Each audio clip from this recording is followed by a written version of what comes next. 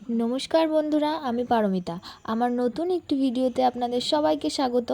আশা করছি আপনারা সবাই খুব ভালো আছেন আর আমিও খুব ভালো আছি। আজ আপনাদের সাথে যে ভিডিওটি শেয়ার করছি সেটি হলো আমাদের বাড়ির কালী পুজোর দিনের ভিডিও।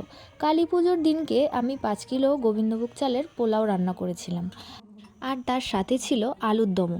আলুর দমটা যদিও আমি করিনি, বাবা আর মা দুজনে মিলে করেছিল। তো যাই হোক, কি করছি দেখাবো, আর তার সাথে বলবো দুটো গল্প। তো ভিডিওতে আপনারা দেখতেই পেলেন আমি গোবিন্দভোগ চালটা সুন্দর করে ধুয়ে জল ঝরিয়ে নিয়েছিলাম।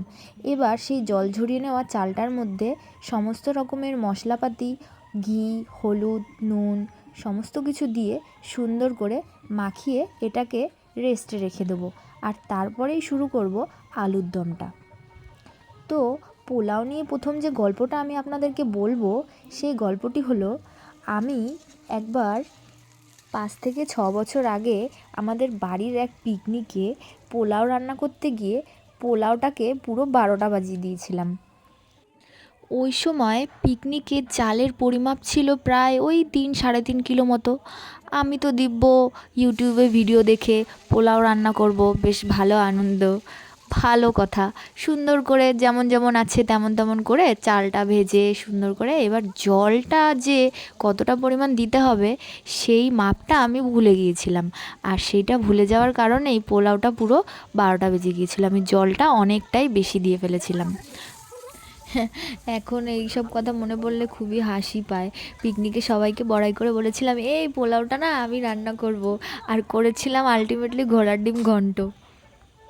আর যেহেতু সবাই আমরা বন্ধুরা ছিলাম, একসাথে রান্নাবান্না হয়েছিল সবাই মিলে, তো সেক্ষেত্রে কেউ আমাকে তেমনভাবে কিছু বলেনি, সবাই হাসি মুখেই খেয়ে নিয়েছিল। ওরা যেহেতু খুবই ভালো মানুষ তাই। আর তারপরে এই ঘটনার প্রায় বছর দুয়েক পরেও আমি একবার ওই গোটা 2-2.5 কিলো মতো চাল দিয়ে ট্রাই করেছিলাম একবার, কিন্তু সেটাতেও ওরকম জলটা বেশি হয়নি, বাট ওই জলটা বেশি কম হয়ে গেছিলো, উল্টোটা। তো যাই হোক, এখন আশা করছি সব কিছু ঠিকঠাকই হবে, আর সেটার পরিণাম আপনারা দেখতেই পাবেন ভিডিওর শেষে। দেখুন, গল্প করতে করতে আমাদের আলুর দমের আলুও ভেজে মশলা কষিয়ে প্রায় আলুর দম 60% কমপ্লিট হয়ে গেছে। আচ্ছা, আলুর দমটা হতে থাকুক। এটা ছিল আমার পোলাও নিয়ে প্রথম গল্প। আর দ্বিতীয় গল্প হলো বিবেকানন্দের বলা গল্প থেকে 5 অন্ধের হাতি দেখার গল্প।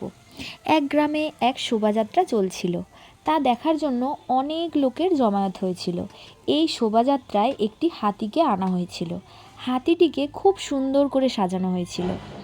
সেই হাতিটিকে দেখে সবাই খুশি এবং একে অন্যের সাথে হাতিটিকে নিয়ে বিভিন্ন ধরনের কথাবার্তা চলছিল। সবার মুখে মুখে হাতিটি সম্পর্কে এত কথাবার্তা শুনে 5 অন্ধ লোকের হাতিটিকে দেখার ইচ্ছা হলো, কিন্তু তারা কি করে দেখবে, তারা তো অন্ধ। তাই তারা 5 জনে ঠিক করলো হাতিটিকে স্পর্শ করে তারা হাতিটির আকারটা জেনে নেবে। হাতিটিকে স্পর্শ করার সুযোগও তাদেরকে দেওয়া হলো, যেহেতু তারা চোখে দেখতে পায় না। তাই হাতিটিকে স্পর্শ করে নিজেদের মানসিক তৃপ্তি মেটালো, আর সর্বশেষ তারা 5 জনেই বাড়ি ফিরে আসলো। বাড়িতে ফিরে ওই অন্ধ 5 জন ব্যক্তি নিজেদের স্পর্শর যে অনুভব সেগুলো আলোচনা করতে লাগলো। প্রথম ব্যক্তি বলল হাতি নাকি দেওয়ালের মতো। আবার একজন বলল হাতি নাকি দড়ির মতো। আবার আরেকজন বলল হাতি নাকি বালিশের মতো। আবার কেউ কেউ বলল না বন্ধু, ধুস, তোমরা তো ভুল বলছো, হাতি তো সাপের মতো। এই নিয়ে তর্ক করতে করতে প্রত্যেকেই উত্তেজিত হতে লাগলো। প্রত্যেকেই ভাবছে তার বিপরীত লোকটা ভুল, আমিই ঠিক।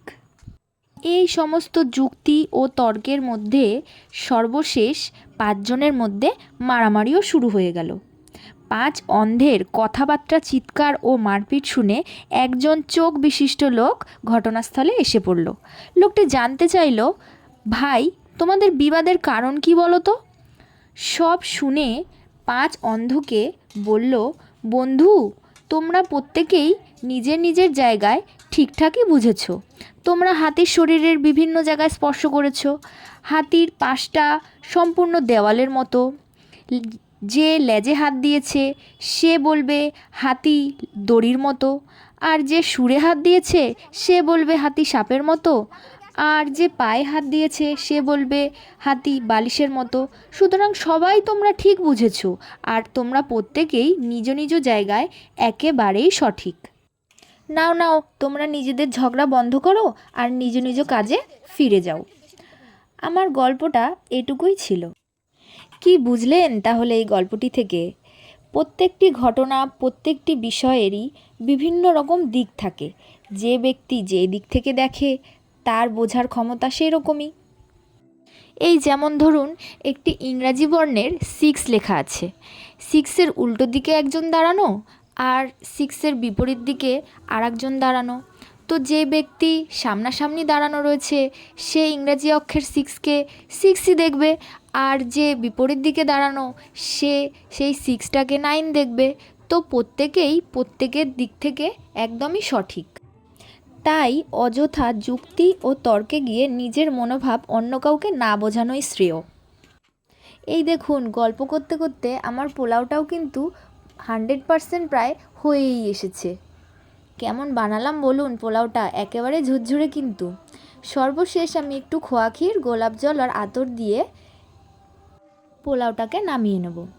আমার এই গল্পটা আর ভিডিওটা একটু বড় হলেও আমি জানি আপনারা ধৈর্য সহকারে আমার এই ভিডিওটি দেখবেন। ভিডিওটি ভালো লাগলে একটা লাইক করে দেবেন আর শেয়ার করে দেবেন। ফলো করতে ভুলবেন না কিন্তু। দেখা হবে পরবর্তী এক ভিডিওতে নতুন এক সুন্দর গল্পর সাথে। ততক্ষণের জন্য সবাই ভালো থাকবেন, সুস্থ থাকবেন। এই দেখুন পোলাওটা কি সুন্দর ঝুরঝুরে হয়েছে। সবাইকে প্লেটে প্লেটে দেওয়ার জন্য আলাদা করে তুলে নেওয়া হলো, আর সাথে দিয়ে দেওয়া হলো আলুর দমটা। বাহ, বেশ সুন্দরই লাগছে, কিন্তু খেতেও কিন্তু বেশ দারুণ হয়েছিল। তাহলে আর কি, আজকের মতো টাটা।